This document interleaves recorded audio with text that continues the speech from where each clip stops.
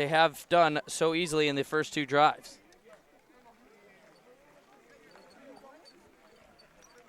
And Jesse, as you mentioned, a little bit of an older team from this West Ottawa Knights team. And, you know, in minor sports, age and experience is really such a big thing. And for this Knights team, just being a little bit older maybe helps them out just that much to be able to get away with the win here in this one. As a nice defensive play there, knocking that one down, and so we'll head for 2nd and 10 as that pass incomplete. 12-3 the score here in favor of the West Ottawa Knights. Yeah, you say, you know, age and experience. It really does come down to that. I don't know how much different it is in pro sports. You know, even some of those top draft picks in the NHL have a couple years that it takes them to find their grasp. As Coleman with the reception over the middle, takes it down to the far sideline. Flag on the play after that one, but a big yard pickup there for the West Ottawa Knights is once again getting themselves back in a good field position, and it'll be another first down as marching quite easily here through the first two plays of this drive as well. And I believe moving up 15 yards after the play, and so putting themselves in even better field position here, right around the Raftsmen 50. As Valentino awaits the snap once again, and he's been very good so far here in this one. This time he gives it off, and a nice little run there by Ethan Roca, and a gain of about 5, and the Knights here in 2nd down will look to continue to march up the field as, like we said, they have done so easily.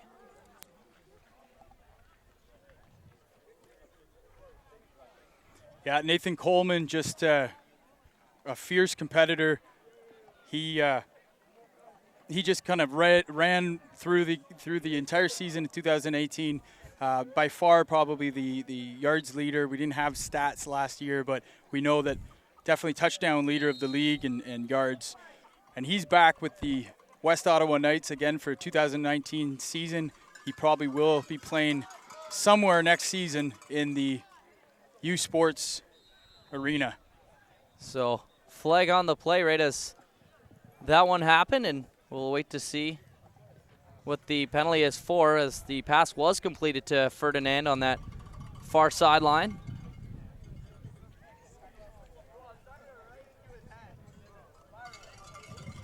And it looks like it's going to be a first down here for the Knights.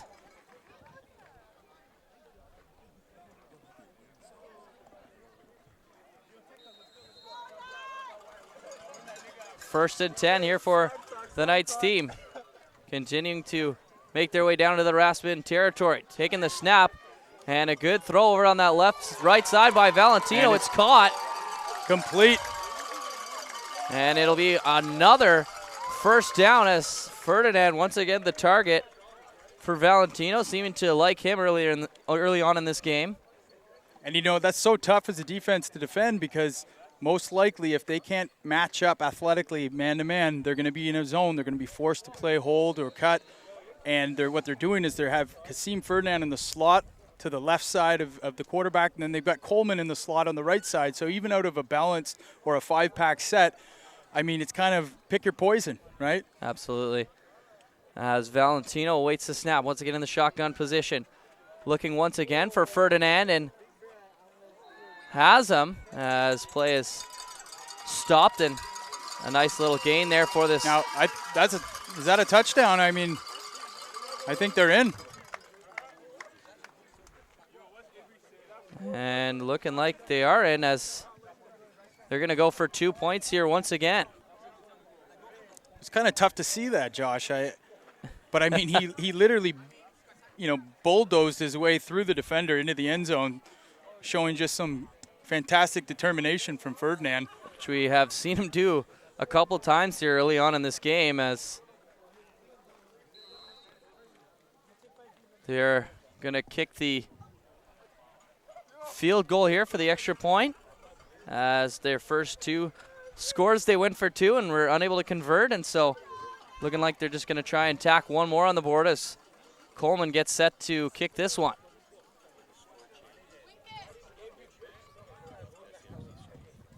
And kick is up and good as there is a flag on the play.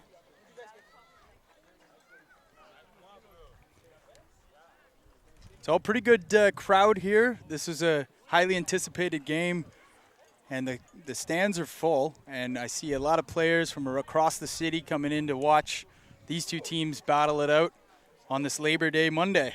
Yeah, and there is always a lot of intrigue when you get the top two teams together. And I think, you know, for other players, maybe just trying to scout a little bit to see, you know, what the top targets are. Obviously, it's hard when you know you don't have a ton of video to work with, but for sure getting out and watching it live is probably one of the best ways. But these two teams putting on a bit of a show so far. As Coleman will kick the extra point once again, and it is good here. So a great start for this Knights team as they're 3 for 3 on the offensive side of the ball, and up now 20-3 over this Raftsmen team, who once again need a big offensive drive. Got the 3 points on the last one. Was not the result they were looking for, but a solid play got them into scoring position, and so, you know, maybe looking for another big play to get some momentum back on their side. For sure. I mean, they have shown that they've moved the ball a little bit. They're going to have to show that they can consistently move the ball and move those sticks. Orleans is, you know, they're in for a match here. I mean, they've got a big West Ottawa team that shows that they can pass the ball a ton and complete it. Valentino has been, you know, his passing ratio so far in this game, I don't have the exact stats right here in front of me, but I mean, he's been money to start the game. He's been money, let's say that. There's 2.5 to go here in this first quarter, as Coleman will kick this one back off to the Orleans Raftsmen. And he'll drill this one deep. And off to the races is Wilson. Coming down that near sideline, is taken down right around his own 50-yard line, and that's a big return, putting themselves in some decent field position here, and they'll go to work once again here on the offensive side of the ball. Yeah, the Orleans Raftsmen, you talked about video. This league is pretty good. They have every game at this level that's recorded and uploaded into huddle.com, which is what the coaches and players can go in to analyze, you know, how they did and make the adjustments from week to week. And the rest of the city enjoys the HESN highlights that are cut from those games every week and collecting views, but it doesn't replace people coming out and seeing for themselves what these players look like. And right now, Rico that's a turnover. Loses it. And that's another turnover here early in this game for this Raftsmen team.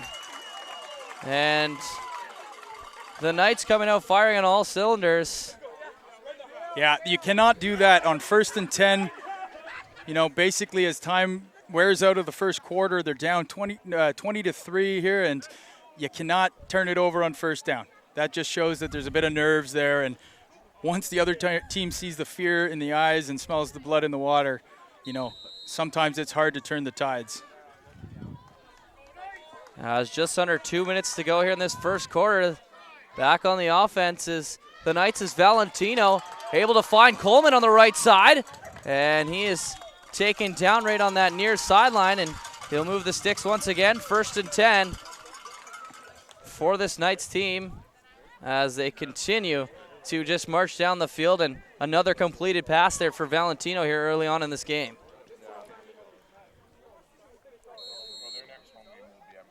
So Valentino will await the snap once again. 1st and 10 for this Knights team as they continue to march offensively. Valentino looking on that left side, has a man open downfield, but a nice defensive play there coming out of nowhere. That was number 9, Austin Lachien, making a nice defensive play, his second nice defensive play here in this one. And it looked like they're going to that same play that McCardle scored that first touchdown on, just on the other side. They run kind of a little jet route in front of a corner in behind, and he's looking for the corner to McCardle. That time, good defense. And so 2nd and 10 here for the Knights. Valentino gets the snap, looking up the middle, has McCardle, breaks a tackle, and he's in for the score, and they just continue to be awesome offensively, scoring another touchdown as the Raftsmen looking outmatched here early on in this game as exactly a minute to go here in this first quarter. And they put another 6 points on the board. Well, I'll tell you, Josh, I've been around the league now. I played in this league, but I've been around the league helping out on the executive level for the last 10 years, just about. And I've never seen midget this well anticipated and promoted. And we've got a full house here. The whole track around the field is covered with people, young and old, and we've got lots of viewers online right now taking in this game across Ottawa. As the extra point good for the Knights is now leading this one 26-3. And they have been excellent offensively here early on in this game. And for the Raftsmen team, again, you need a big offensive play here. You need something that change the momentum in their favor.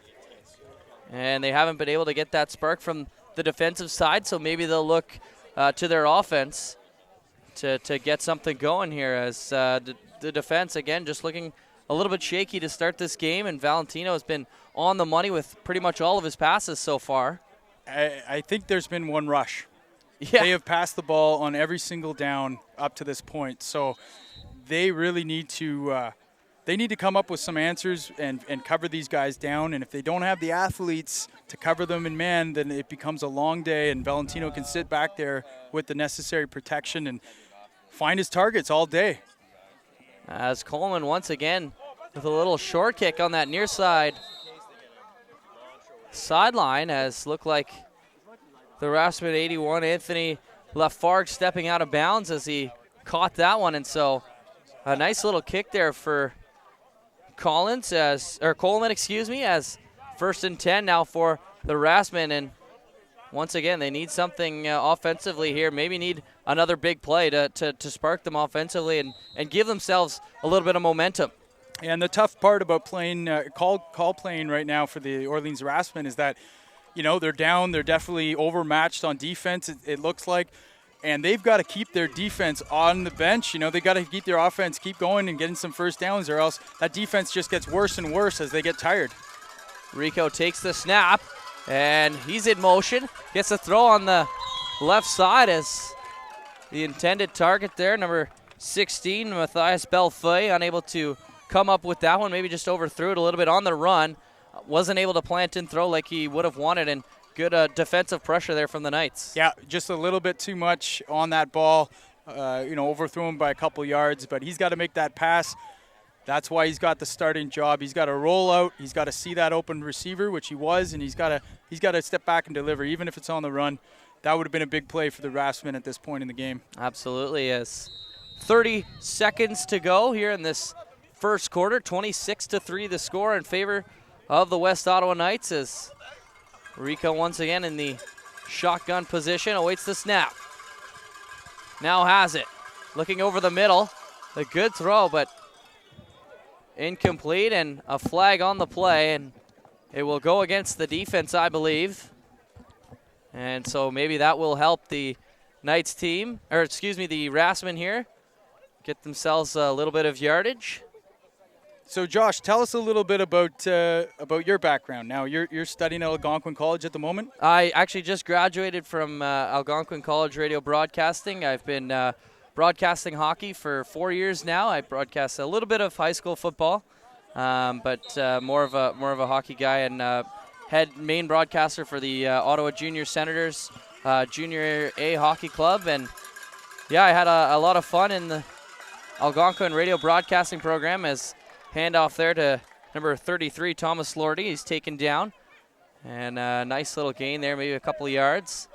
But, yeah, I'm happy to have been able to get through that program, as I'm not the biggest fan of school. And so I'm happy to be done. But just looking for the next chapter for myself for sure. Well, it's great to have you at HESN, being a youth sports network. It's about featuring the young athletes in the city that don't get the coverage like the Red Blacks or the Senators. But also it's giving opportunities to guys like you to build their portfolio and move on to bigger and better things. Absolutely. So it's great to have you. And I will say you sound great so far. This is awesome. Thank you. I'm pleasure to be here. A little bit of a scary looking day so far. So hopefully we the rain holds off for us a little bit, and nice little rollout play there by Rico as end of the first quarter, and really all nights in the first quarter of football. But the Raftsmen looking like they're going to try and put a little drive together here, as Rico maybe making something out of nothing on that play. Rolling out to the near sideline. We saw him make a play with his legs in the first quarter, getting into a good scoring position. Weren't able to get the touchdown out of that one, but they were able to put some points on the board. And it's a long season. I think for the Raftsmen right now, they have to get something going offensively here. They have to keep even some positive, a couple first downs. That's where you start, right? You see some positive movement there. On defense, they're going to have to make some adjustments. As Rico takes the snap. As busting up the middle, they're taken down. Not sure if they were able to get that first down. I don't believe so. So it'll be fourth down here for the Raftsmen, and we'll look to see if they will punt, which I believe they will. I think the tackle there was number 50, Riley Gilmore. And, we talk a lot about the offense of the Knights here, but their defense is pretty sound. They have a lot of returning vets, including number 3, the free safety there, Eric Carcati, who's a big part of their team last year and a leader on that defense. And they deserve some credit themselves, keeping the Orleans Raftsmen at 3 points here entering the second quarter. So flag is up as Ferdinand takes that punt, and he's going to take it up that far sideline. And he's taken down, and a nice return by Ferdinand, as he's been very good on kicking and punt returning so far in this game, and continues to be an offensive weapon, as well as in the slot position, has done an excellent job, and seems like the Raftsmen are having a hard time taking him down every time he gets the ball as well. Yeah, right at the top of the broadcast, I mentioned his yards after catch ability, and Coleman, really, a lot of times they like giving him the ball just on a simple 5-yard stop route or a hitch or a hook, and he can make a lot of people miss and turns some mediocre plays into some big touchdown plays. So definitely they like to get him the ball early with a 3-step or 1-step drop out of the shotgun. 1st and 10 here for the Knights. Valentino getting the snap as his pass incomplete, looking for Coleman on the right side. And just out of the reach of Coleman, maybe underthrew that one a little bit. And it'll be 2nd and 10 here, 10.5 to go in the second quarter. As Valentino has been solid so far, other than really that pass, he's been pretty much almost perfect, I would say. As he gets the snap once again. Looking over on that right side. Has a man, I believe, as there's a flag on the play, and taken down on the far sideline, and training staff for the Raftsmen coming out.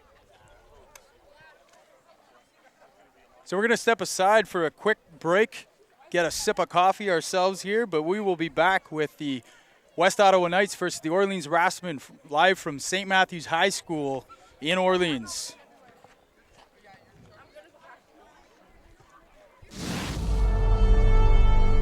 The House Edge Sports Network welcomes you to the following presentation of the National Capital Amateur Football Association.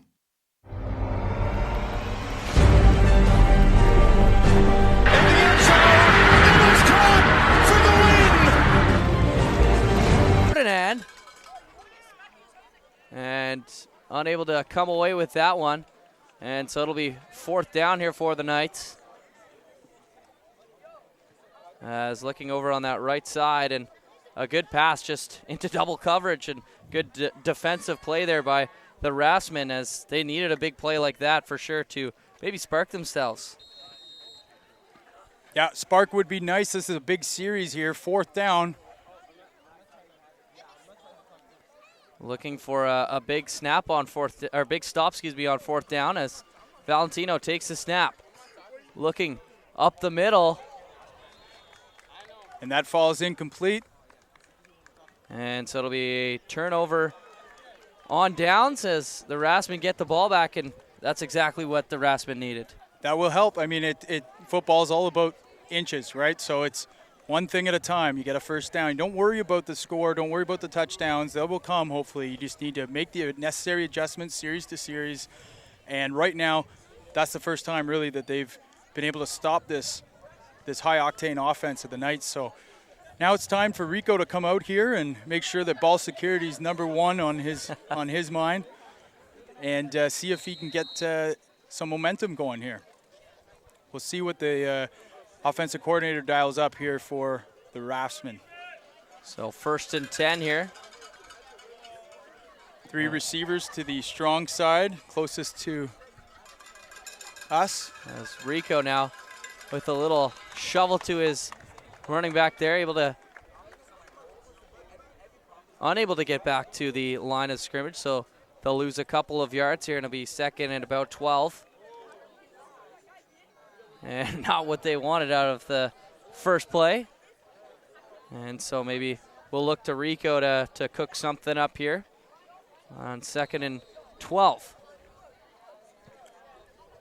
And on Friday night, the Nepean Eagles played the North Gloucester Giants, and Giants taking that one, but a defensive battle, a lot of kind of back and forth plays there in that game. So we're going to see who's going to be the team. Oh, and Rico's got a big gain. Takes it himself up the middle, and he's taken down across midfield, and a nice little play-action play, and everyone just rolled right, and he had a nice seam, busted right up the middle, and just like that, they have some momentum on the offensive side of the ball. Maybe that was what they were looking for, and that is a big gain for the Raftsmen as they're now into Knights territory.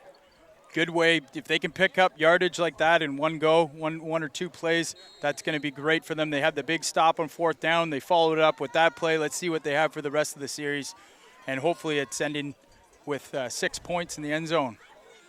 So 1st and 10 for the Raftsmen, as Rico with his 2nd big play with his legs will maybe look to get something going in the air. Has the snap. Looking the little screen pass, has his man open, and we'll get just about back to the line of scrimmage, maybe a gain of a yard, as Dario Delaval, the receiver on that one, was able to make something out of nothing, was just crowded a little bit too much. And I like the play call. You know, they swing out that receiver, that 3rd receiver, and they just find him. It's the ball's out very quickly, so if they're having trouble, if the Knights are bringing pressure, they can get the ball out of there really quick into the arms of one of their playmakers and see what he can do. And in that case, you know, he picked up just about a yard. But it's a good start, and it's a safe play to run. Although it looks like a flag here against the Raftsmen, and so we'll move back 10 yards. And so they're going to look to get something going here, as it'll be 1st down and 20 here from their own 50. 2nd down, and 20 from their own 50-yard line. As Rico in the shotgun. 7:15 to go here in this 2nd quarter. Gets the snap. A lot of pressure. Gets rid of it up the middle. And a nice little reception there. He's still breaking going. A tackle. And we'll get past the original line of scrimmage, as there's a flag on the play after that one, as Ethan Wilson able to get some extra yards after that catch. And a nice little play had Wilson open up the middle, and a good pass there by Rico, able to hit him with that one. And we will move forward. And I believe a face masking penalty for the 2nd time in this game against the Knights. And so they will move up, and those are costly.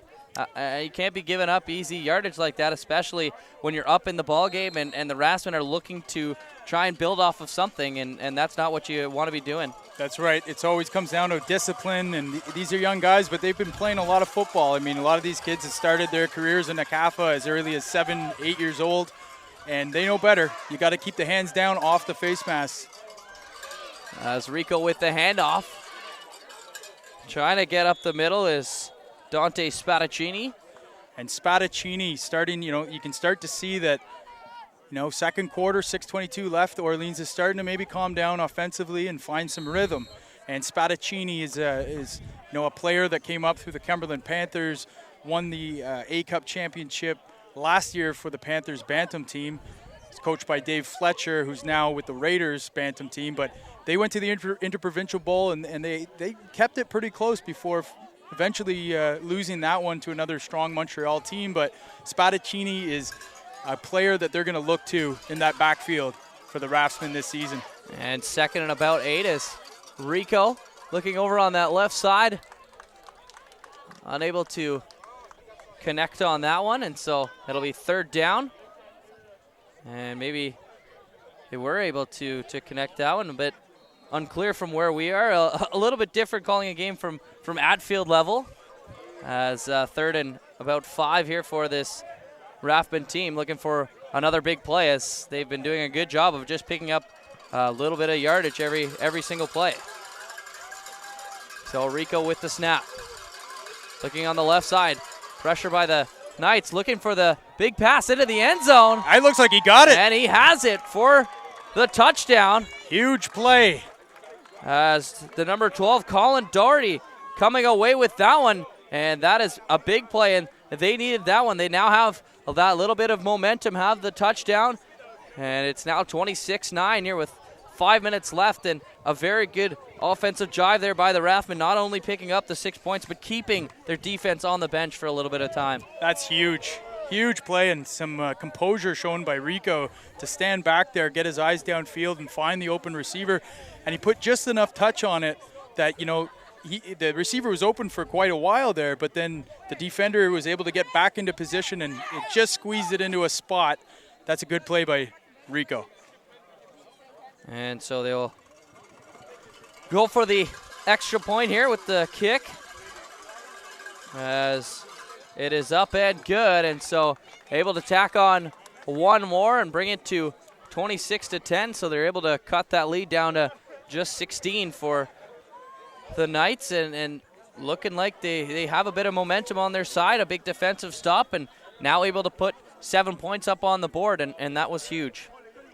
And, if you look at the breakdown this season for what's happening with Ottawa football, Midget has been going through about a 4 or 5 year rebuild. And right now to see out here at St. Matthew's High School in Orleans, 2 very competitive teams playing, a full crowd on a Labor Day Monday, this is exactly, it's being live broadcasted by HESN, this is exactly what everyone was wishing for out of the Midget League, and now it looks like it's finally arrived. And this is a really big game, as we mentioned before, and the Raftsmen, the way they respond here in the second half is going to be huge, because really they have already played some of the most competitive teams in Quebec, and now they're facing the West Ottawa Knights, who should be and probably are a favorite to win the Ottawa Conference again this year. So this really is a testament to see what this team is made of for the Raftsmen, because they should, if they can continue on with the success they've had early in the season, be able to roll into the playoffs and do some damage. But they will have to go through this West Ottawa team first, and this will be a good early season test for them.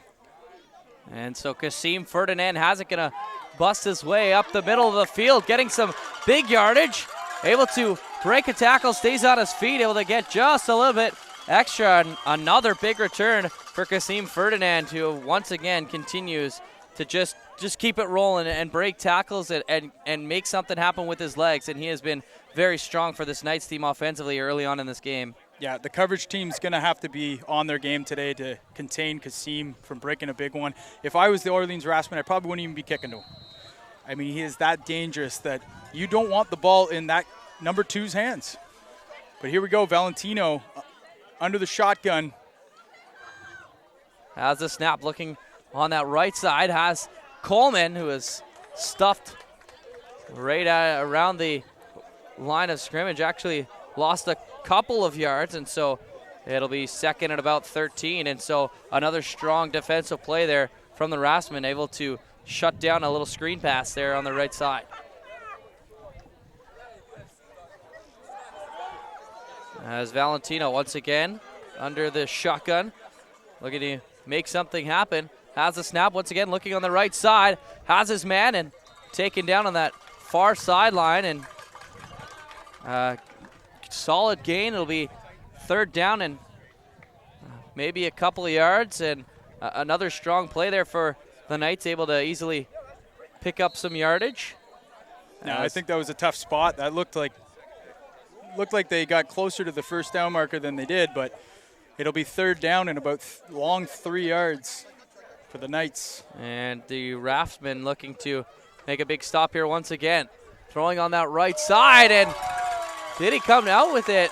No, it is incomplete, and strong defensive play, and so it'll be fourth down once again for the Knights here, and a strong defensive play, good coverage on that far sideline. As the offense looking like they're going to stay out there for the second straight time here on fourth down. As Valentino going to try and make something happen here. They need about 3 yards, as you mentioned, and looking to gain more than that on that last play, but good coverage down the field as Valentino has it. Now looks to the right side, has Ferdinand. I don't know if he's got it. And that's going to be close. And it's a good spot, though. They're giving him. Oh no, it's a turnover on downs. So another stand by the Raftsmen. And if you're an Orleans fan or someone from the east end of Ottawa, you're going to like that. They're showing some resilience here on the defensive side of ball. And it's crazy to think how much of this game or any sport really is mental, because this game could have gotten away from them, and really showing some strong mental toughness coming out here and making two great defensive stops on the defensive side, and now they were able to put up 7 points on their last drive, and if they can put 7 more on the board, we're going to have ourselves a ball game. That's right, a good finish in the second half.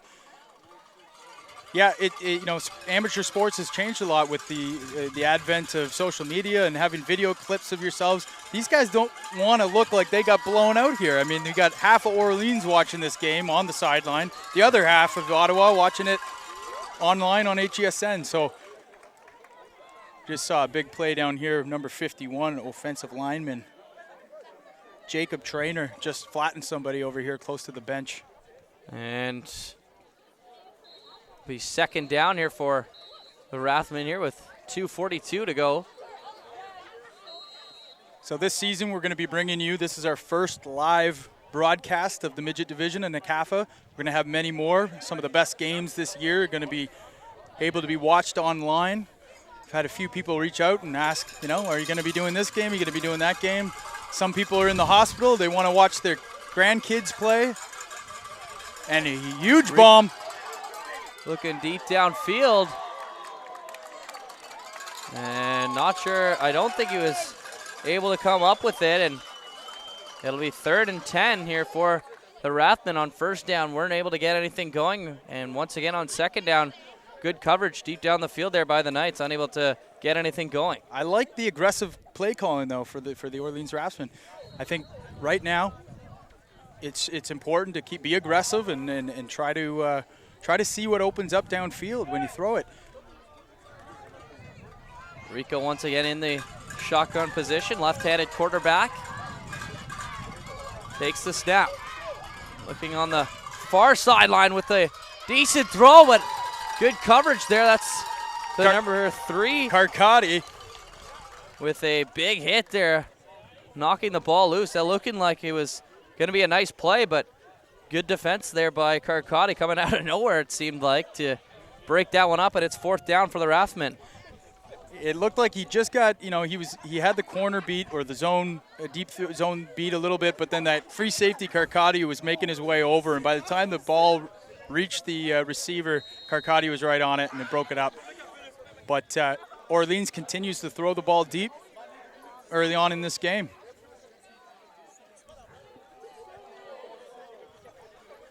So 2:11 to go here in this second quarter, 26-10, the score in favor of the Knights, who had some offensive success early on in the game, but have been stopped by the Raftsmen, and the Raftsmen now looking to push their way back into this game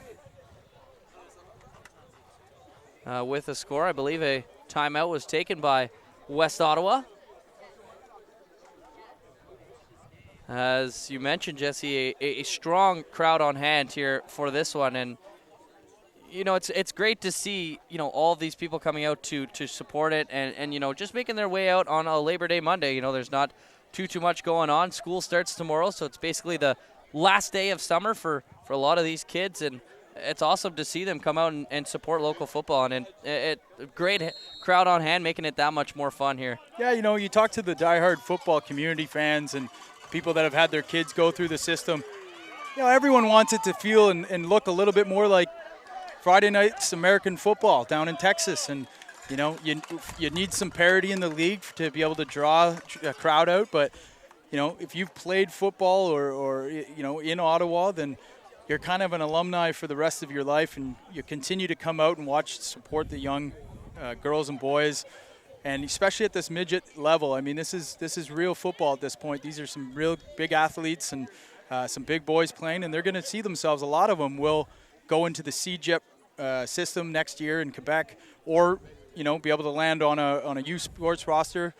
Very, very few, but there are some kids that go down to the NCAA from Bantam and Midget, and we're seeing some success from some players doing that right now at Penn State and a number of other schools. So this really is important to have good football at this level so that the kids can get challenged, get some good competition, and most importantly, get the highlights so that they can send out their film to prospective recruits.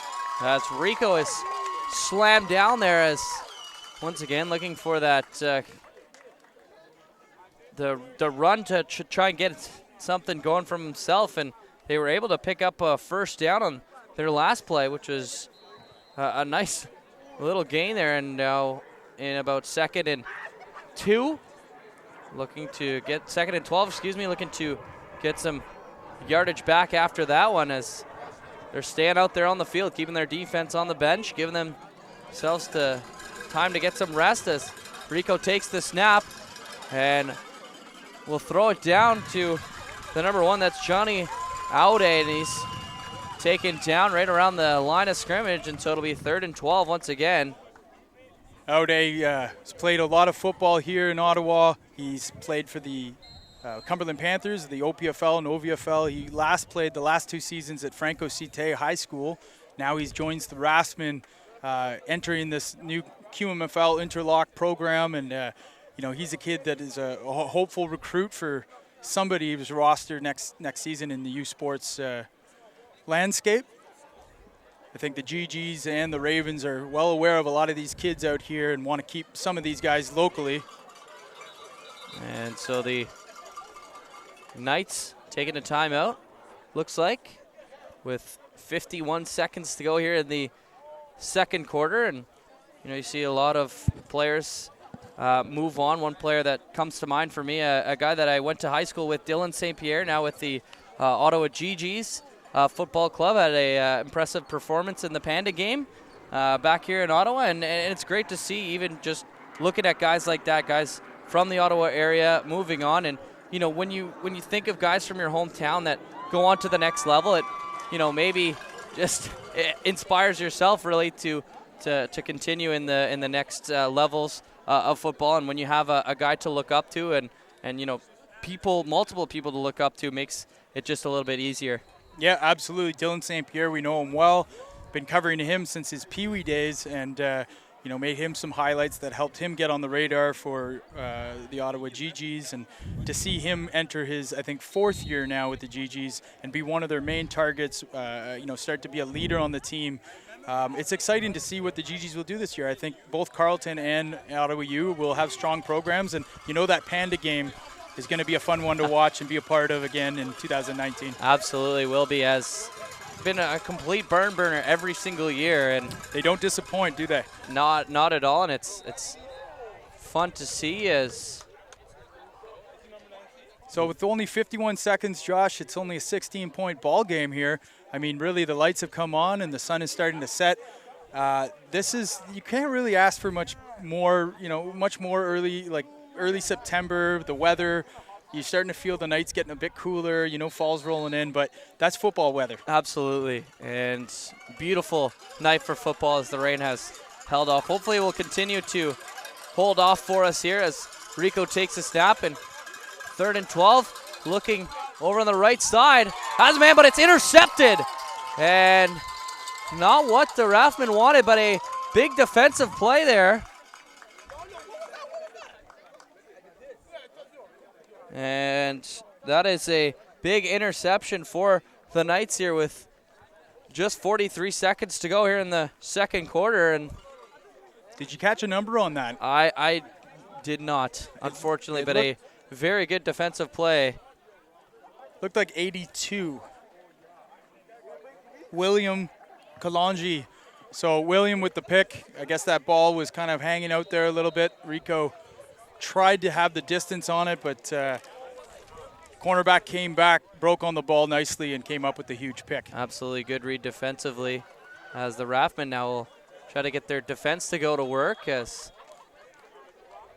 that ball is handed off, and a nice defensive play there by the Raftsmen as Ethan Roca was taken down, and it'll be a gain of a couple of yards, so it'll be 2nd and about 8 here.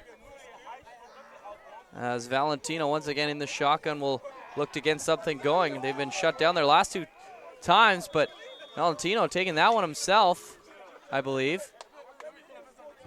Actually, it was Ethan Roca once again able to pick up another good amount of yards, and it'll be 3rd and about 1 here, so a nice little gain there. Roca's a tough kid. He won the A-Cup championship at the Bantam level with the Canada Knights, and then he moved up last year, played with the Bantam team as well. They had an early exit out of the A-Cup playoffs. They weren't happy about that, but they came up against a pretty powerful Bell Warriors team. But Roca has now moved into the midget level as a 16-year-old, and he shows that he belongs there even with the 17 and 18-year-olds. So, I mean, this is the design of this midget league is for a kid like Ethan Roca, where he can move up. He can still see a lot of playing time as a 16-year-old, but, I mean, playing with these older kids is going to accelerate his development, and he's going to be ready coming out as an 18-year-old. Absolutely, and really able to get some experience for himself early on, maybe, like you said, accelerating his development, and will maybe just have a bit of more of an advantage against other kids his age who aren't able to get this opportunity at this level. And the key is you need the parity. And Absolutely. I think if you look at other leagues that deal with the 16 to 18 or 20-year-olds, you really need a good game night after night. So we see it in the CCHL Junior A, where really there aren't that many blowouts. And up until recently, Midget didn't always have that going for it. But to be able to have, a good 4 or 5 competitive teams, it's very important for the development. They come in, they get used to being in a good game night after night. I think that's important. So it's going to be halftime here. Josh, we've got a good game. We've got second half coming up after this. We're going to step away for a short amount of time on behalf of HESN and our first broadcast of the 2019 NCAFA season. I'm Jesse Card with Josh Primo. We'll be back shortly.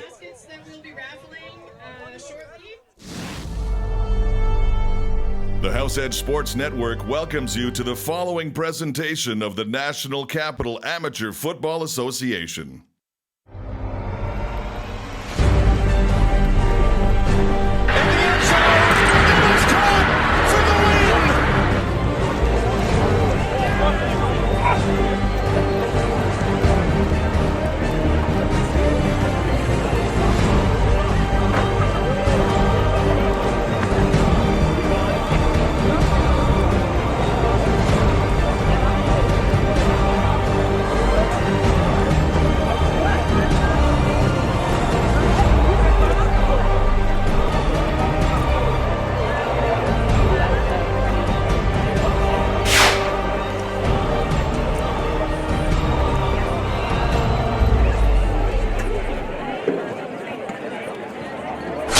There comes a moment when every man must declare their allegiance.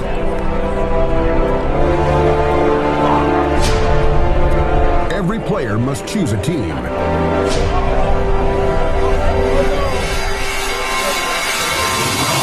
Must choose what they stand for.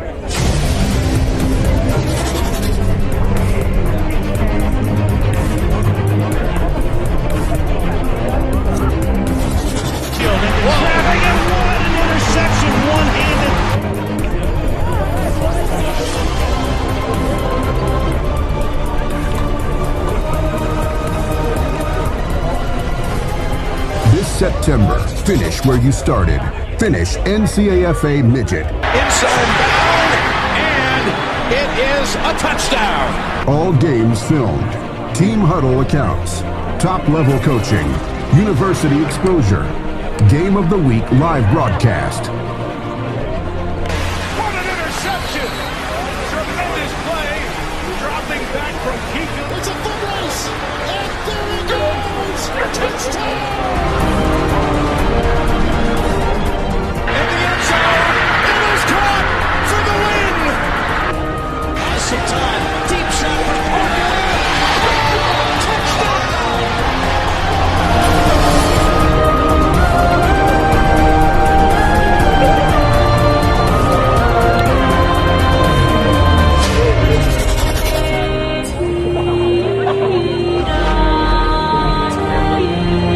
Caught it!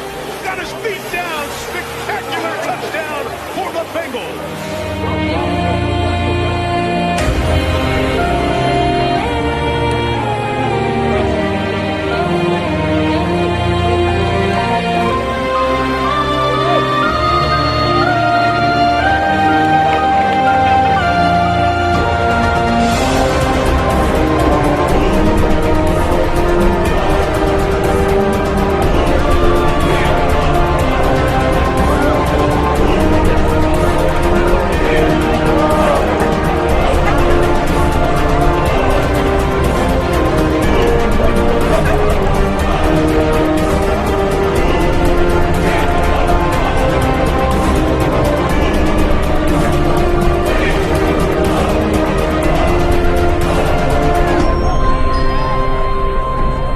This September, finish where you started.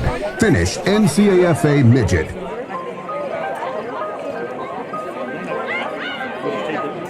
This broadcast is brought to you in part by House Edge Media. House Edge Media is a creative marketing agency based in Ottawa that helps businesses innovate and automate their digital marketing activities. Visit them at houseedgemedia.com. This broadcast is brought to you in part by House Edge Media. House Edge Media is a creative marketing agency based in Ottawa that helps businesses innovate and automate their digital marketing activities. Visit them at houseedgemedia.com. Hey football fans, Mike Sutherland here, voice of your Ottawa Redblacks and a huge supporter of minor football in our area.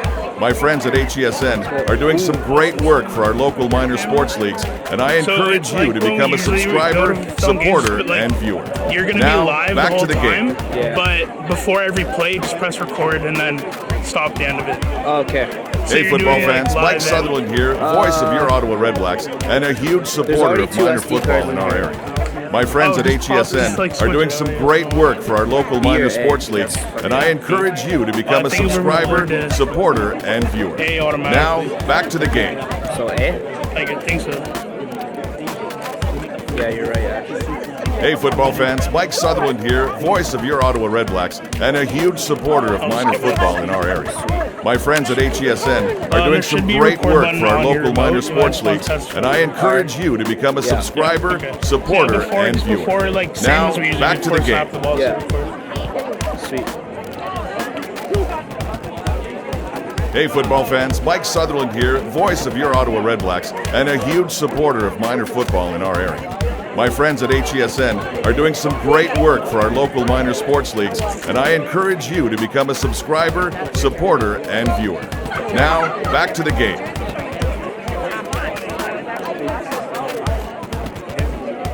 Hey football fans, Mike Sutherland here, voice of your Ottawa Redblacks, and a huge supporter of minor football in our area. My friends at HESN are doing some great work for our local minor sports leagues, and I encourage you to become a subscriber, supporter, and viewer. Now, back to the game. you're basically going to be doing like wide and tight. So like you're going to start out wide at the beginning of every play, and then as the play progresses, like if he hands it off, you kind of just slowly zoom in on that guy, or if somebody catches it, just slowly zoom in on them, and then you reset slowly back to like don't do any don't do any sudden movements or anything because you're live the whole time. So yeah. Just like slow and Yeah, like always, when you're always moving, like always slow, fluid movements, because you're live like all the time. All right, you go. Got you.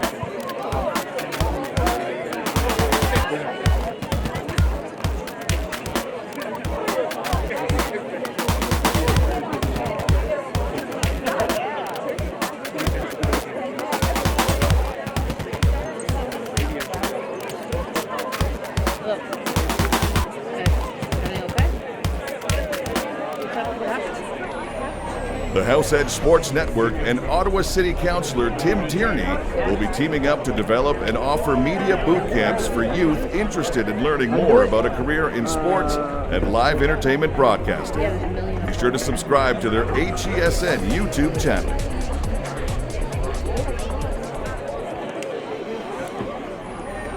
The House Edge Sports Network and Ottawa City Councillor Tim Tierney will be teaming up to develop and offer media boot camps for youth interested in learning more about a career in sports and live entertainment broadcasting.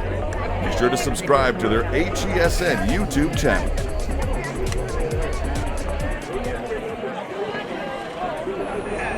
The House Edge Sports Network and Ottawa City Councillor Tim Tierney will be teaming up to develop and offer media boot camps for youth interested in learning more about a career in sports and live entertainment broadcasting. Be sure to subscribe to their HESN YouTube channel.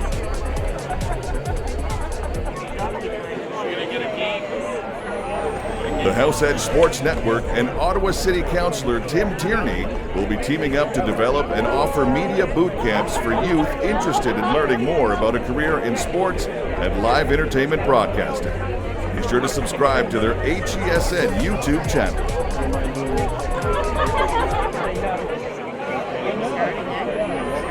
The House Edge Sports Network and Ottawa City Councillor Tim Tierney will be teaming up to develop and offer media boot camps for youth interested in learning more about a career in sports and live entertainment broadcasting.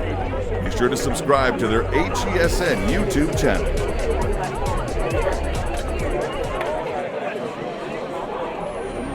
The House Edge Sports Network and Ottawa City Councillor Tim Tierney will be teaming up to develop and offer media boot camps for youth interested in learning more about a career in sports and live entertainment broadcasting. Be sure to subscribe to their HESN YouTube channel.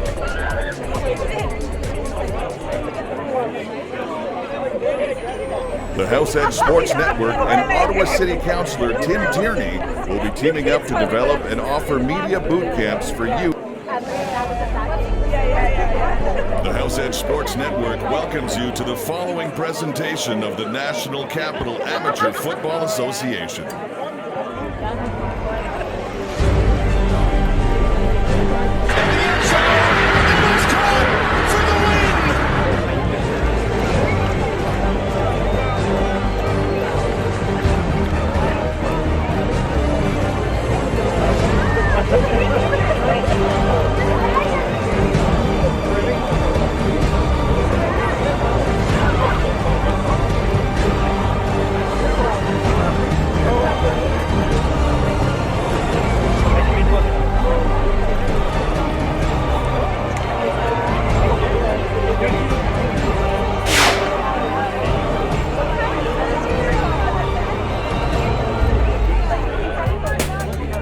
The House Edge Sports Network would like to thank GameStrat for its support of HESN Youth Sports Network.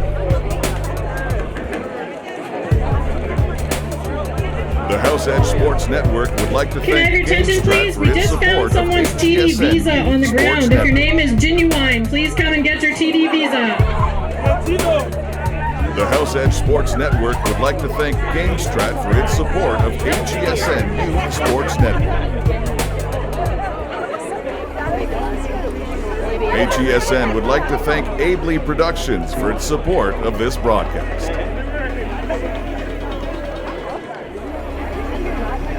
HESN would like to thank Abley Productions for its support of this broadcast.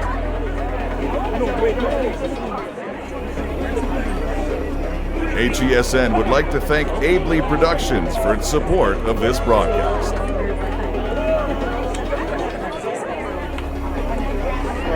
HESN would like to thank Abley Productions for its support of this broadcast.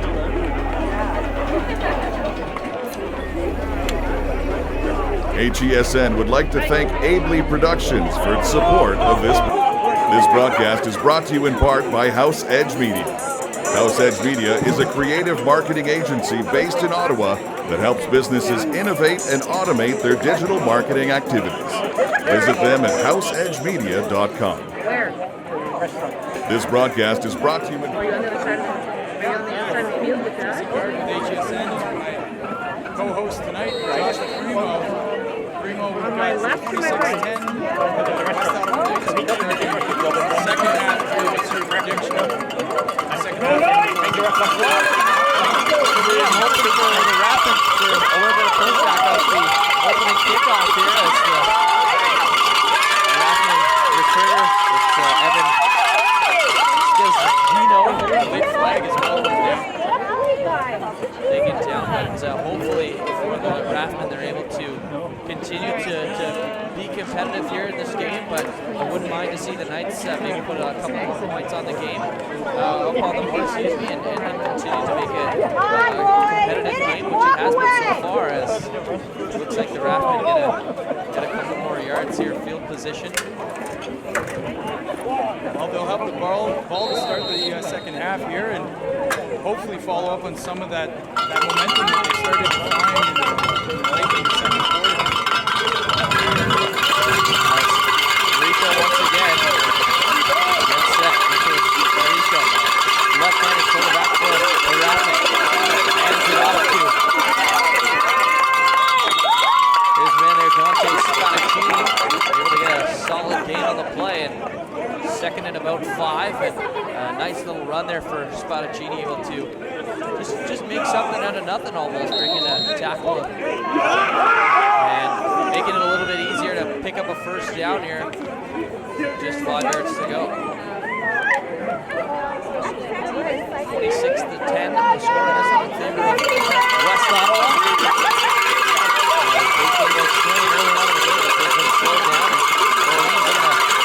Back on the board as the quick pass there intended for Colin Doherty. Falls incomplete, just bounced off his, took a bit of a hit after the play. And you know what though?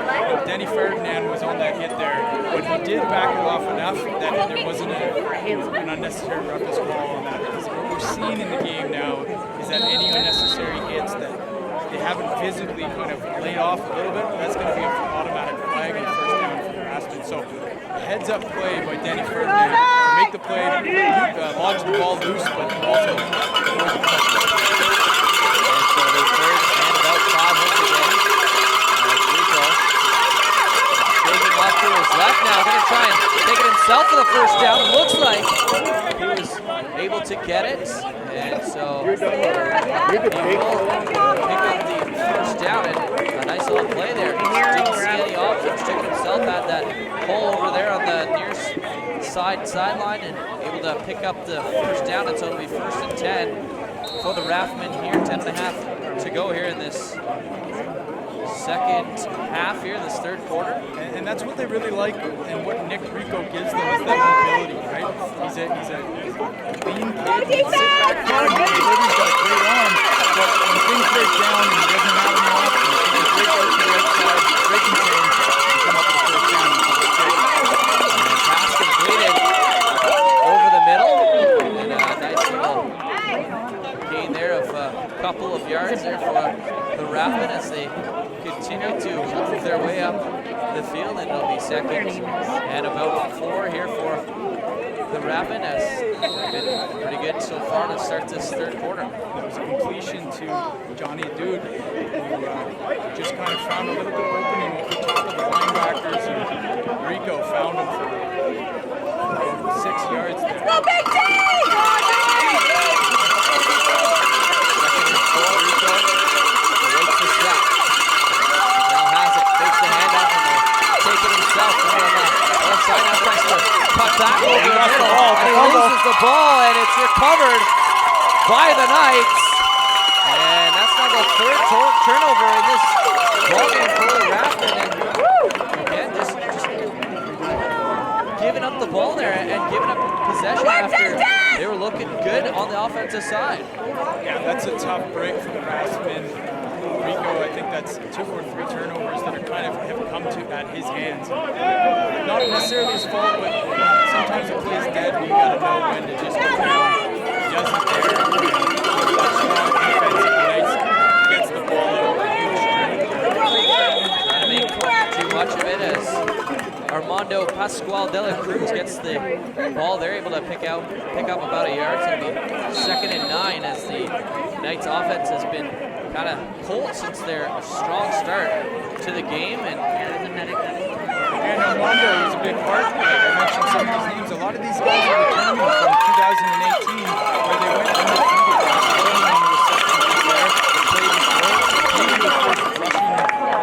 Attempt in the whole game by the Knights, but that one goes to Armando.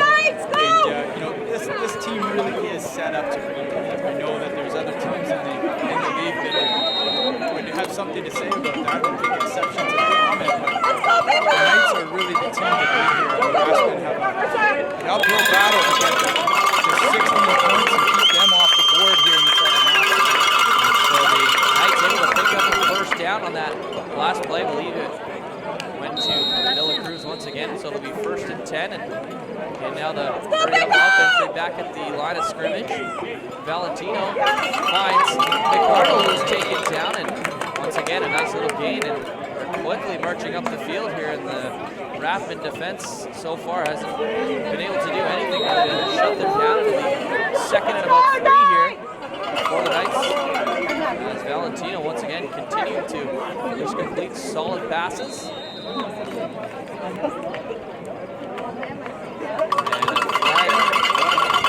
I believe looking like it's going against Orleans. And so maybe a first down now for the Knights as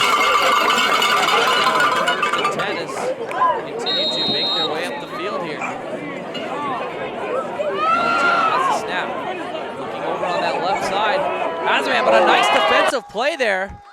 As leaping up to make the play was number 3, Dignard, making a nice defensive play there, leaping up and just able to get a hand on it, slaps it away, and that could have been a big play for the Knights and really a momentum killer there for the Orleans Raftsmen as they're able to make a nice defensive play. Finally, a real nice shutdown play. Yeah, absolutely. You know, sometimes good athletes can make those plays, and he climbed the ladder to make that play. Valentino with it, looking for a little screen pass up the middle, as that was Ethan Roca taken down, and right back at the line of scrimmage, actually picked up about a yard, so it'll be 3rd and about 9 now for the Knights as they're looking to get something going. Valentino back with the ball, looking over on the left side, has a man, McArdle, and he is taken down, and they're able to pick up a first down once again. It'll be 1st and 10 as they continue to march down the field, looking to pick up some more points here. As Valentino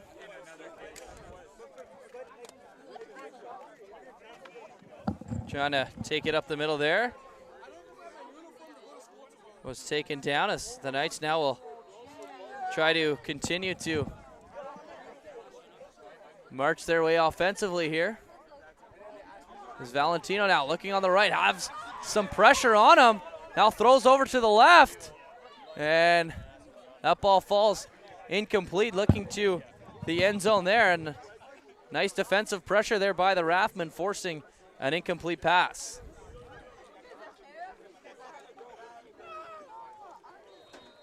And so it'll be 3rd and 10 here for the Knights as they're looking to put some points on the board here. As Valentino gets the snap, looking over on that left side, but throws it behind his man, and it'll be 4th down now for the Knights.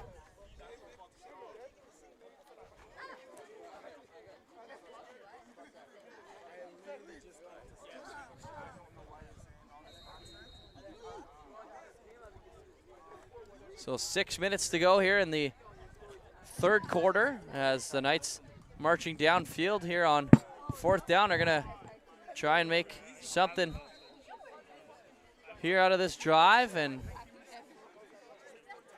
I believe they're going to take a timeout here to talk things over on the sideline and maybe try to make a play of this.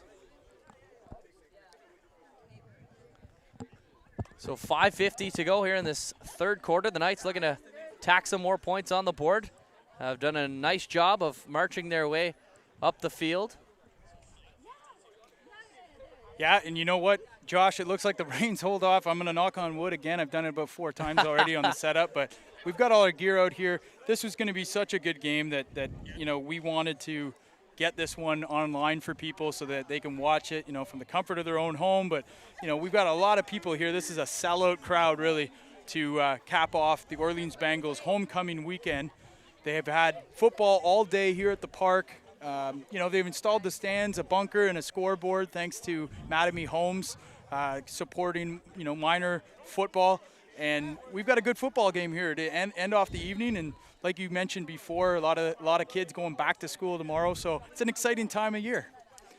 And so looking like they're going to kick this one here. Coleman drills that one through the upright, so they're able to pick up 3 points. And now 29-10 the score for the Knights here, is looking very strong offensively in this ball game, but a strong defensive, you know, drive by that Raftsmen team, able to hold off really for the Knights from getting a touchdown, as they were marching down the field quite easily, and the Raftsmen did a couple nice plays to, you know, knock down some good looks, and they were able to keep the 6 points off the board.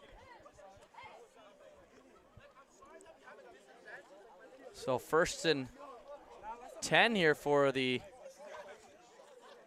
Orleans Raftsmen, as they will now try to put some points of their own on the board, as they've got 10, a field goal and a touchdown. 29-10, also a 19-point lead here for the West Ottawa Knights, who have been impressive in this game. And finally their offense getting back going as Rico awaits the snap here on 1st and 10. We'll hand it off now and try to break up the middle, but a good defensive play there, as that was the number 33, Thomas Lordy, trying to break up the middle. And as I just say that, we start to feel kind of a mist and some drops here, but we're going to go as long as we can here to bring this game to you guys.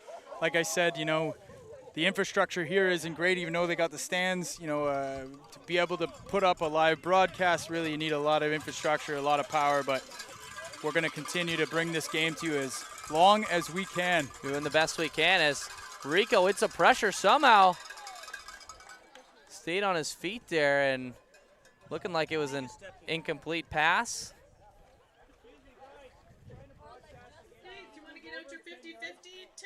It was the 50-50 draw, looking like it's about to take place here. So 2nd and 10 here for the Raftsmen. So we just got some help there. That's Gowan Harding just stepped in and helped. There seemed to be this huge crowd right in front of our booth. We can't really see what's going on, but a little bit difficult. Appreciate that. Thank you, Gowan. When you're broadcasting at field level, as Rico now waits the snap. 4:31 left in the third quarter. Rico weighing his options now, throws a big bomb down that right side. Oh, and I think that's defensive pass interference, Josh. As we'll see what the call on the field is, but a nice pass there, as Rico did a good job of looking for what he had and made a nice throw down the field. And so it'll be 1st and 10 now for the Raftsmen, and that's maybe something that they needed, as they'll now try to march downfield with 4:21 to go here in this third quarter. Still lots of time, but you got to get something going here, especially in the third quarter. You don't want to have to leave it all to the last frame. Yeah, and you still have enough time here that you can you don't have to abandon the run game. You can still be fairly balanced at this point, but you're right, you've got to sustain first downs. There's a run off the left side of tackle.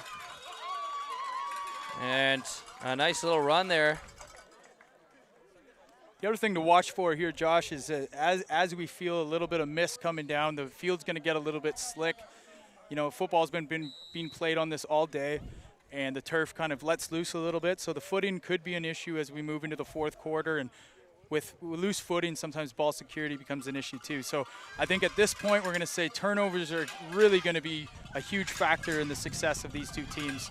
And mostly Orleans needs to get that under control. Absolutely, yes. Rico now weighing his option once again, moves. Oh, and he almost had him there. A nice little option there. Evan Scaggino was open on that left side, and a nice effort, was just unable to come away with it on that near sideline. It'll be 3rd and about 6 here, so this is a big play here for this Raftsmen offense. And it looked like, you know, Scaggino just kind of saw the ball coming in late. I think the defender was in front of him. He had a chance at it because the ball placement was pretty good, but his hands up went a little late and, you know, wasn't able to make that reception. But a nice read there by Rico as he was able to avoid some pressure. Now takes a snap here on 3rd and about 6. Has some pressure, and did he lose the ball? No. And he's taken down away after the play as the Raftsmen fan up in arms after that one, and that was a big hit on Rico. And he is down. And that was a very late hit. As Rico is clearly shaken up as the whistle had blown and a crowd drawing. And Orleans is taking exception of that. The O-line is pretty upset, but they're going to have to get themselves back to the huddle. And you know, you have to be smart at this time in the game because the refs are looking for the retaliation always. But Rico, this is not a good turn of events for the Orleans Raftsmen with Rico sitting flat on his back at the 50-yard line here. And he got absolutely plowed there and was completely unaware that that hit was coming. It kind of stopped really because a bunch of whistles had blown and good defensive pressure there by the Knights, but you know, maybe a late hit, and we will see what the referees decide to do here on this one. The fans on the sideline getting into it. So it looks like unnecessary roughness on the defense and holding on the offense. So I think that will turn into a first down for the Raftsmen here, 15 yards further down the field. But, you know, the thing that is probably most concerning for the Raftsmen right now is that Rico is down on the field, and you see head coach of the Knights, Jimmy Fata, coming to see and check on the status of Nick Rico. Also having a word with the officials. It looked like he had gotten away there. He kind of spun out of the first tackle by number 52, who looked like he had him, Ricky Davidson, who we know so much. It was, you know, an all-star player for the Knights last season. He's back. He looked like he had him wrapped up. Rico kind of eluded that tackle, and then I guess he just got teed up. Absolutely, and unfortunately kind of put himself in a bad position there, trying to get away and trying to do all that he could to avoid going down. And as we mentioned, some strong defensive pressure, really the first time that he's been in trouble on the offensive side there, Rico, but took a big hit there. And it looks like the Knights, what they've done over the course of this game is it looks like they were bringing pressure in the interior of the line. And what Rico was doing was able to get outside, look downfield, and make some completions. What they're now doing is making sure that he's contained within the tackle box. And eventually they got to him. It looks like he's up and walking around, and that's great to see that Nick Rico is on his feet. I guess they were just taking the proper protocol there to absolutely make sure he was okay. But that's good news for the Raftsmen. And so looks like now the number 12, Colin Doherty, is going to come in and be under center here, as Rico has been very strong so far in this game. And, you know, despite only having 10 points up on the board, he's been one of their sparks offensively.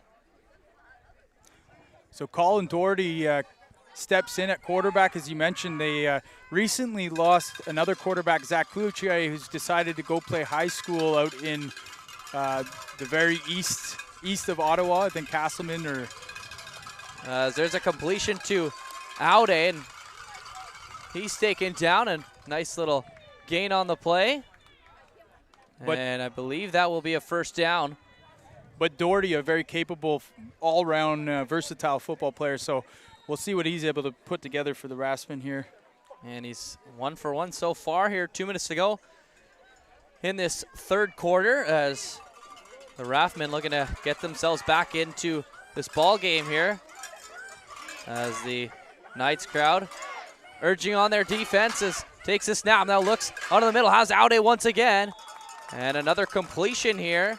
And it'll be second down and about 2 yards, maybe even a yard. So a big gain there for the Raftsmen on first down. Nice little play up the middle and a nice little catch there by Aude to get some yards. This will be a really good test, like we said. You know, so they've seen some adversity here. They've lost their starting quarterback. We'll see if he comes back, but a young man has to step in, and football is very much a game of next man up. As they try the run up the middle to pick up that yard for the first down. And I believe he got it to number 22, Morimoto. Able to make his way up the middle, and so it'll be another first down for the Raftsmen here. 1st and 10 at right about the 18-yard line. Yeah, that was a nice run up the middle. He kind of gashed them for close. Well, I guess that was a first down, as you said. 37 seconds left in the third quarter. And the Raftsmen will be knocking on the door. Doherty gets the snap, but has some pressure on him. Forced now to roll right on the run. Throwing off his back foot, that was almost intercepted, but bounces out of play. And so once again, throwing on the back foot has almost proved to be costly for the Raftsmen. Had an interception like that earlier in the ball game. And same guy, William Kalanji, has almost had his second interception of the evening there. And again, that came from the Raftsmen quarterback rolling out and trying to find something. But it's so much more difficult throwing the ball on the run, and the coverage was pretty good there. Especially throwing it across your body on your back foot as well, and trying to keep it accurate. And, you know, there was quite a bit of coverage over in that left side of the end zone. It's 23 seconds to go here in this third quarter. The Knights looking to hold their 19-point lead up 29-10. And I believe there was a timeout called here, so just a little bit more time for the Raftsmen to drop one more play and hopefully get themselves into the end zone, and they could really use a score here to get themselves this would be big. Back in their game, this get some momentum, as their defense has been playing strong for sure in the last couple of drives. Well, I always say the football season goes so quickly. You know, you're week to week, you're making the adjustments, you're hopefully getting some good games. You've got some games that are ones that you're expected to win. But these ones, when it's going to be a good game, I mean, they come away, they score. And they're in. A little QB sneak play as Doherty able to punch it in right as time expires here in the third quarter. And that is a huge 6 more points on the board here for the Orleans Raftsmen. And that is exactly what they needed. And I believe they're... Are they going to go for 2? Going for 2 here.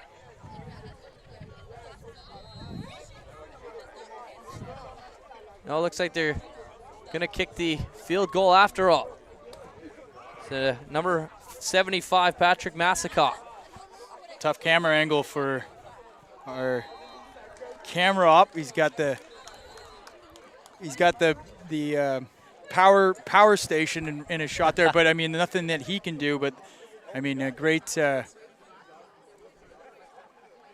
able to pin it through there, so able to pick up the extra point. And like you mentioned, not the easiest setup for us here, just one camera for us going right now, but it's been a very good ball game to take away from that fact. So lots more to focus on, and really a good effort there from the Orleans Raftsmen, losing their quarterback in that drive, but Doherty stepping right in, and he got to work quickly, picking up 7 points, and that's huge as they're able to claw their way back, set that 7 points back that they gave up in the first drive from the Knights. Yeah, good point. I mean, for them to come away with a score there after losing Rico, that shows, the fortitude of this team. And an early test sometimes is good to see what you're made of and have a reality check, going 3-0 to start the season, and then being in a real football game here is going to do a lot for the development psychologically of this team. And here we go. We've got a ball game heading into the fourth quarter. As fourth quarter is now underway as the Knights looking to get themselves some field position. Nice little hit there, but a strong return, and so it'll be 1st and 10, and this Knights offense will go right back to work here. And Jared Valentino has been very good so far in this game. Apart from a few missed passes, he's been pretty solid, and he's really done a good job of continuing this offense and helping them, continue to march down the field and put up a number of points, as they've been very good offensively in their first couple of games, and they continue to do so here in this one. And we expect that out of Valentino. This guy has been an elite quarterback in the city for a long time, even back in Mosquito and Pee Wee when they weren't passing the ball much. And there we go. We see another big gain and connection from Valentino to Coleman. And Coleman and Ferdinand, really the 1-2, the tandem of both of those guys with Valentino have been huge for this Knights team. And you always look to those veteran guys, and they've really stepped up so far in this game against a pretty tough opponent in the Raftsmen. And 2nd and 1 here for the Knights. Yeah, the Raftsmen have added a lot. A deep bomb downfield there. Cumberland Panthers and the Raftsmen have joined forces. They've really supported each other this year, which is great to see. A lot of the Cumberland Panthers players graduating out of the Bantam system or finding a home here in Orleans with the Raftsmen. It's part of the rebranding strategy was to change it from the Bengals, a team that other Panthers played against as a major rivalry in the east end of the city their whole lives. Now they get to play for a team that's branded a little bit differently, and it's helped. They've boosted their roster from last season quite a bit. It's allowed them to move from the 2nd division in Quebec to the 1st division, but now they're finding themselves in a real ball game against the defending Ottawa Conference Championship West Ottawa Knights. And a very good defensive play there as they're able to knock the Knights a few yards back. So it'll be 4th and about 4 here for Valentino. Should mention also there's a couple weeks left in September for any players in Ottawa that want to still find a spot and sign with a midget team. They've decided to extend the date that players can join a team. I know that it's a couple weeks in, couple games done already in the season, but a lot of high schools don't offer football, and kids are starting to see the level of competition here in the midget division in NCAFA and the QMFL, and they're signing up. So just to let you know, pass the word along, there's a few weeks left that kids can find roster spots in the midget league. And so the Knights forced to punt that one away after that drive was looking promising, but some strong defense there from the Orleans Raftsmen, and that was a very important defensive stop to be able to get the ball back here with 10.5 to go in this fourth quarter. There's still some time now to put another score up on the board, and they need to do so not necessarily quickly here, but if they can, put some points up on the board quickly, it really helps their case to give themselves just a little bit more time to be able to continue to claw away at this lead. Yeah, absolutely. I mean, like you said before, you don't want to wait for it all to happen in the last 5 minutes of the game. You want to be able to keep your playbook open for the most part, and I mean, this is good. If they keep up this pace, they can really, really climb back into a position to take this one. Able to pick up about a yard there on the first down run, so it'll be 2nd and about 9 as the Raftsmen now will look to continue to march down the field here offensively. Colin Doherty still in the game at the quarterback position, looking to make something happen. Scored on his first drive and looks to do the same here. Looking over on that far side, and it is completed, and he'll carry it just about to midfield. I think that's enough for a first down, though. As Doherty has been strong since coming into this game. Referee hasn't signaled it yet, but the penalty on the Raftsmen. So it looks like it's going to be brought back.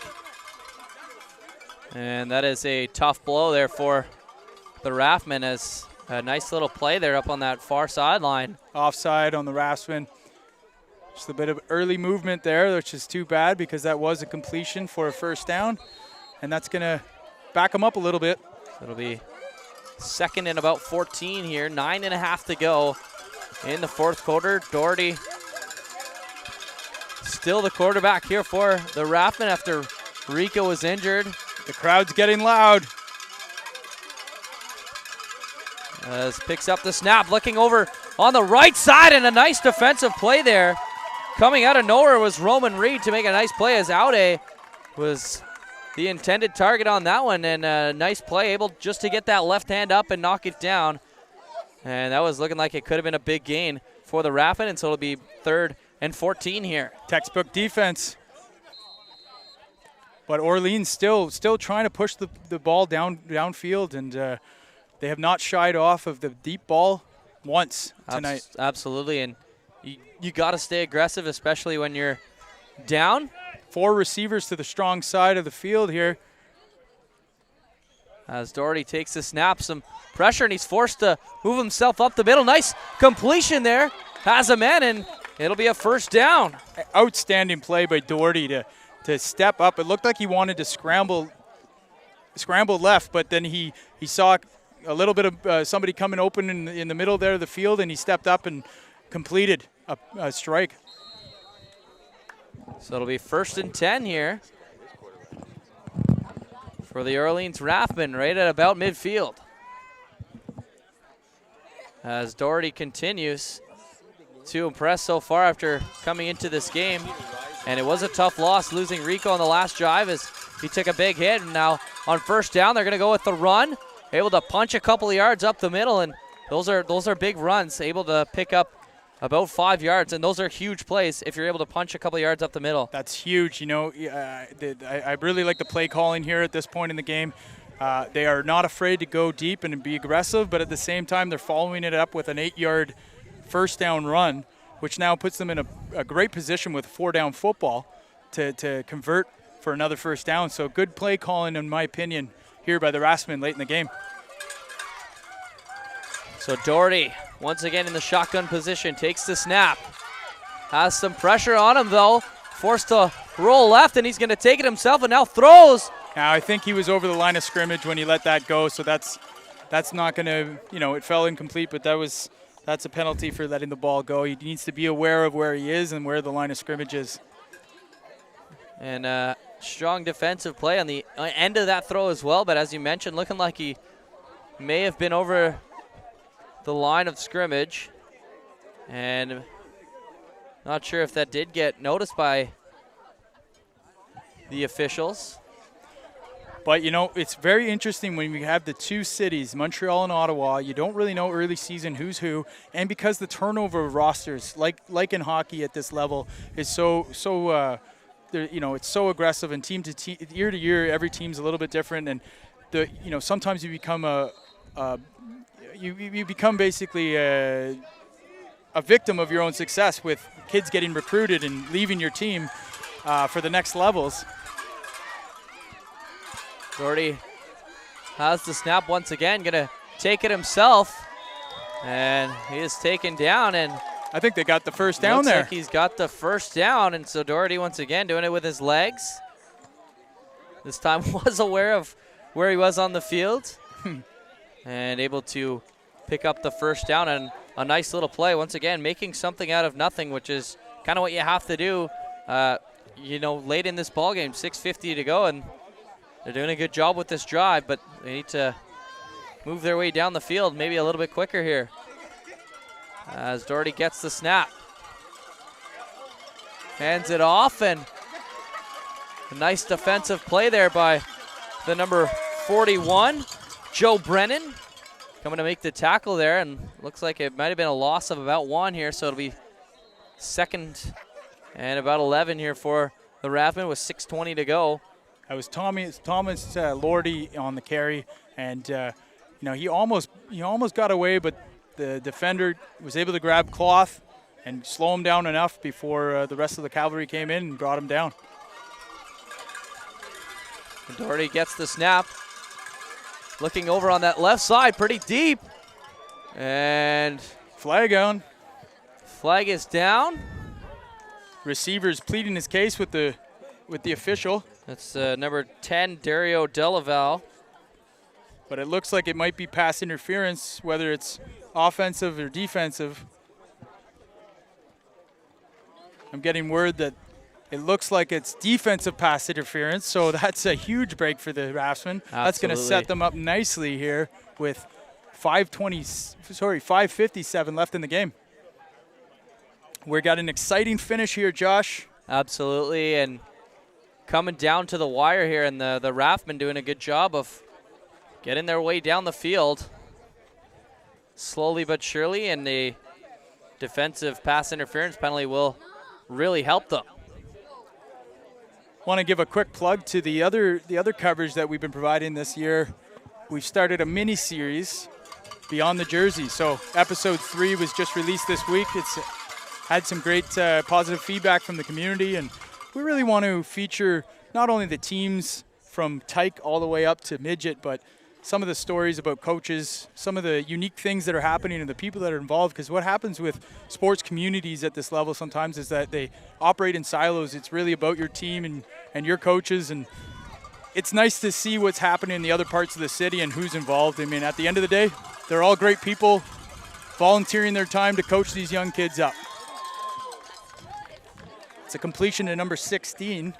And a nice little throw there to Matthias Belfoy, picking up about 5 yards on that play on first down. So it'll be 2nd and 5. And Doherty, again, doing a very good job of just staying confident on the offensive side of the ball. With 5:15 to go here in this fourth quarter. Doherty gets the snap. Has some pressure on him, and he's taken down, and looks like that's going to be a sack, and that is a huge momentum boost for this Knights defense, doing a good job of getting pressure on the quarterback, David Finea, coming away with that one on the defensive side, and a good job by him just staying with it. It's a huge play by the Knights here. That kind of kills the momentum and then sets the Raftsmen up here on third down to really find the right play call to dial up here to keep this drive alive. They need a touchdown. 3rd and 9 here, Doherty gets a snap, looking on the left side for a little screenplay there to Belfoy, who kind of stumbles a bit, and he is swarmed there by about 4 or 5 Knights defenders and taken down, and may have picked up a yard if anything. And you mentioned the slippery turf coming into play there, and really just wasn't able to get his footing under him, and it'll be 4th down now for the Raftsmen. And this is a very important play here, not only for the Raftsmen offensively, but for the Knights defensively as well. Yeah, I'm sure these players are feeling it. I mean, there's a huge crowd watching. There's a huge crowd online watching. And I mean, to be able to make a play to win this game, I mean, this doesn't get any better for these young players to experience the pressure of a game that's meaningful at this stage in their career. Absolutely, and early on in the season, and kind of sets the stage here with 3:48 to go here in this fourth quarter, and this could be probably one of the most important plays of the entire game here, as absolutely Doherty looking to make something happen here on 4th and about 9. Gets the snap. Looking over on that left side, fairly deep, and just falls incomplete. Had Evan Scazzagino over on that left side, but just unable to come away with it, and it'll be a turnover on downs. But a pretty good read, you know, like that was a tough catch to make, but it looked like it just kind of came in a little bit quicker than the receiver thought it would, and just didn't get his hands up in that triangle soon enough, and it kind of bounced off his chest there. But that's one that he's going to want back for sure. Absolutely, with 3.5 to go here in this fourth quarter, 29-17. The Knights lead as they've got the ball back in their own field position. Now, was that a fumble? And the Raftsmen have the ball back. Raftsmen got the ball back, and what a defensive play, as they needed that one. It was a low snap. quarterback couldn't handle it, but that is a huge, costly mistake to give the Raftsmen the ball back here with 3:20 left after they come up with, that stop there. So a turn of events that sure makes it more exciting for us here calling the game. Absolutely, and really when you think about it, the Knights have kind of been getting all the lucky breaks here, but maybe a lucky break for the Raftsmen getting their first turnover of the game here with 3:20 to go in the fourth quarter, and they're back on the offensive side of the ball, but the Knights faithful trying to do all they can to dial up some noise here. Now, I think they called a timeout here, if I'm not mistaken, because there's barely any time to even evaluate what your last series was and make the adjustments of what happened, what didn't go so great. And before you know it, the offense is back on the field and they're screaming at their players to get back out there. So not a lot of time to think about how you want to approach this next series, but they call a timeout wisely. They're going to have a bit of time to see what sort of plays will be the ones that can get them into the end zone and get them closer to a victory here tonight. 3 minutes and 3 seconds to go here in a very exciting fourth quarter, as both teams have put up 7 points here in the second half, as it's 29-17 here. And Colin Doherty, since coming into the ball game at the quarterback position, has been fairly strong for the Raftsmen team, and really that could have been a huge momentum killer for them, but he has come in and looked very solid as Rico went down with the injury early on in the game.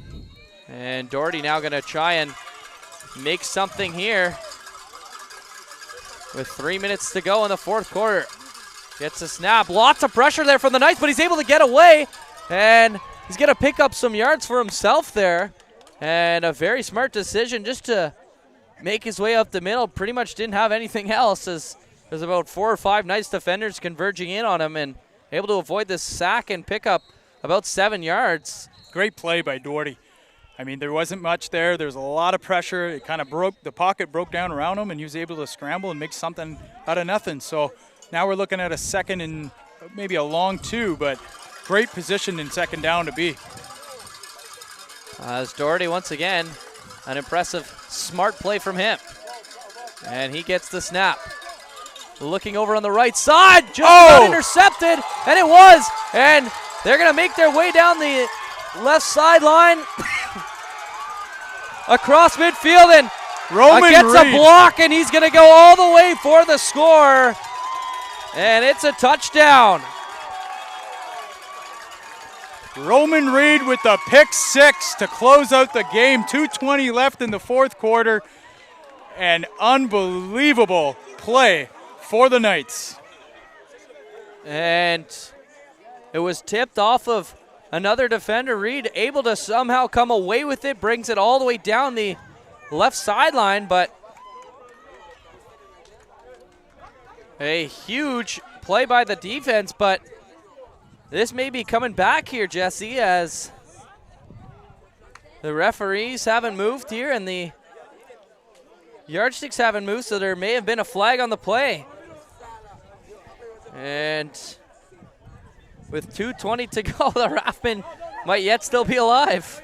As a defensive back, if you just are in the right position, good things will happen. And in that case, ball was tipped, landed right into the arms of Roman Reed, and he took it the whole way. He had a whole racetrack in front of him to find the end zone, and he had the speed too. You never want to be caught as a skilled player. Absolutely, and a huge block that he got right about the 30-yard line, which helped him get into the end zone, but it might have been all for naught. Yeah, absolutely, as we await the call now. Now the referees are actually over at the Raftsmen bench because, they want an explanation of what happened here. But it looks like the interception, I think, stood, but the return didn't. So I'm not sure exactly what happened there. And of course, we're without the luxury of a referee sound system, so unable really to know what's going on here. But so it looks like it was a personal foul. But it will be the Knights' ball. Personal foul on the defense. So they're backed right up. to their goal line where they'll start this series, but the pick 6 is negated. So a tough defense, tough break there for the Knights here with 2:20 to go. Unable to get that pick 6 on the board, although able to get the ball back on their own goal line. And Valentino just going to scramble out of the end zone. A smart play there by him to get out of the end zone. And looks like it is a gain of about 6 or 7 yards, and it'll be second and about 3 here with 2:10 to go. And if they're able to put a little bit of a drive together, this one could be just about done, as Valentino has the snap. Will hand it off and try to make something up the middle as Ethan Roca. And he's taken down right about the line of scrimmage, it looks like. And so, yeah, you know, I think the Knights are gonna, their instinct will be to keep it conservative, but they've had so much success in the air so far. You know, you might just want to end it here right now. Go for the jugular. As Valentino gets the snap now, looking over on the left side, and great tackle. Great tackle there as Kasim Ferdinand with the reception, and a great job there by Anthony Lafargue to get right out there and take his man down. Looked like a loss of yards on the play, and so it'll be 4th down now for the Knights, and they're back pretty deep in their own end. They'll probably have to punt this one away, as Coleman looking like he's going to line up for the punt here with 1:46 to go. So the clock is running down here for the Raftsmen, but once again, a very key defensive stop if they're going to have any chance of getting back into it. Well, they did not disappoint. This has been a great game so far, and the rain has held off. I think we'll be safe getting out of here, even though it's pretty dark up there. Looking pretty scary. But I knew, you know, sometimes you just got to lean on the football gods, and they know how hard it is to put these setups together. So absolutely. With 1:46 to go. That's going to be Nathan Coleman with the punt. And no, he just took a knee there, so he's going to concede the 2 points, I believe, there. And so it'll be a safety. And they'll punt it away in better field position.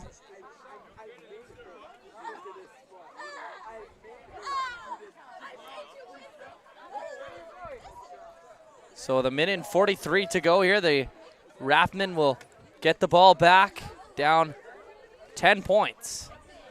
29-19, and still that just a little bit of time. If they can put one on the board quickly and get a defensive stop, that's right, could be in for an exciting finish to this game. Still lots of time. Couple series worth for sure. And we've seen the Raftsmen come away with some big plays earlier on in this game that were able to get them some yardage, and maybe looking to do the same thing here as they await the kick from Coleman. Now, I'd be cautious here for Orleans that they're not going for an onside kick. Coleman can do it. I've seen him. They were able to get a few onside kicks last year against their game in TD Place against the Nepean Eagles, and I'm sure that they've had time to install this with a bye being their first week. So really, they've only had one game. They've had lots of time to work on special teams, but this time he's going to kick it deep. Pins it deep, and it'll be picked up by Scazzagino, who takes up that left side line and pushed out right close to us here, just shy of the 35-yard line, it looks like. And so they've got some work to do here, and this is a very important drive, but it is 1st and 10 for the Raftsmen, and they're going to look to go to work here. And they've done a good job here in this 4th quarter getting down the field. Just really haven't had any luck trying to pin that one into the end zone, apart from the 7 points that they picked up earlier in the half. And with 1:38 to go, they need a big possession here. Yeah, it's great to see. This is natural turf field here at St. Matthew's High School. The new scoreboard. This is the lights installed. This looks great here for a midget matchup, and we've got a good one and a good finish coming up. And Doherty rolling out right. And his pass is incomplete, and so it'll be 2nd and 10 with a minute and a half now to go here in the fourth quarter. And we'll look to see what the Raftsmen cook up here on the offensive side of things and what kind of plays they will be calling. As this is coming right down to the wire. And Doherty still under center after their starting quarterback Nicholas Rico suffered an unfortunate injury. And so on 2nd and 10 here, we'll wait to see what the Raftsmen have for us as they'll try to move the ball downfield as quickly as they can to get themselves into scoring position. Now, they are only down 10 as Doherty has the snap and going to run with it himself, but he looks like he's going to be taken down at right about the 32-yard line, so a loss of a couple yards there, and that is not at all what they wanted here with a minute and 25 to go here. And the wind has picked up, making it a little bit more difficult to pass the ball as well, which they'll need to do here on this 3rd down. And the wind coming against them as well, which doesn't help them either. We've got some great midget and bantam action coming up here. It's early in the season. Next Friday night, the Bel Air Norsemen will travel to Gillo Julian Field to face off the 1-1 North Gloucester Giants. That'll be a great game as well. The Giants coming off a big win on Friday night against the Nepean Eagles, but a very competitive midget league here, and lots of football left here as we move along all the way, which will be the culmination of the Interprovincial Bowl hosted here in Ottawa. Still figuring out the venue. It's either going to be Carleton University or TD Place. 40 seconds to go here, and it's 4th and 10, and this could be the most important play of the game as starting to pick up a little bit here. The rain coming into effect as Doherty has the snap, and he'll put up a big one, and it looks like it is intercepted, and a huge play there. And that will just about end this game with 17 seconds left in this ball game as the skies start to open up. And I think that was Billy Heslop that came down with that interception to close the game out. 17 seconds left. What a great show by these two teams, though. Absolutely, and an entertaining game right into the final play there as the skies start to open up now. And this basically sellout crowd here came out and had a very good ball game to watch as they're just about waiting for that final whistle here. Canada takes a knee, and that will conclude this midget matchup. And the final score being the West Ottawa Knights 29-19, Orleans Raftsmen, and the Raftsmen are dealt their first loss of the season. The Knights move on to 2-0. And a very strong game for both of these teams despite the score. Only a 10-point game, maybe even was a little bit closer than that when you think about how competitive it was, and really that hot start from the Ottawa Knights was kind of the difference in this game. They got 26 points on the board pretty early, only were able to get, I believe, 3 points after that, and so a very good, strong showing from the Raftsmen in that second half of the game, but you know, it was a very strong start from the Knights, which really was the difference in this ball game. But again, good showing from the Raftsmen. They were able to regroup mentally, and they came out and made it close in the end. Absolutely. I think that's a good point. They came out.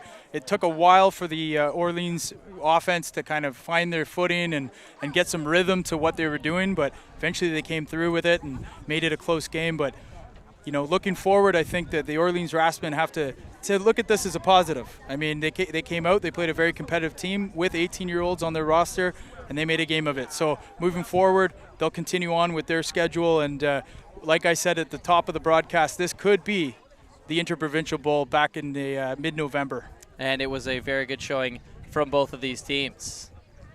So signing off, guys, this has been great. To your entire crew of HESN, Connor and Jan on the cameras, Josh, you being here for the first time, we'd love to have you back, and everyone else helping with the production.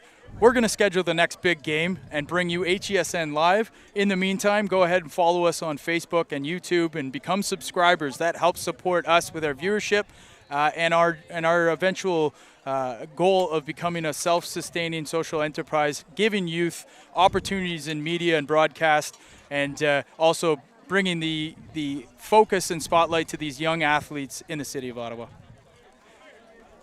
Good night, and God bless.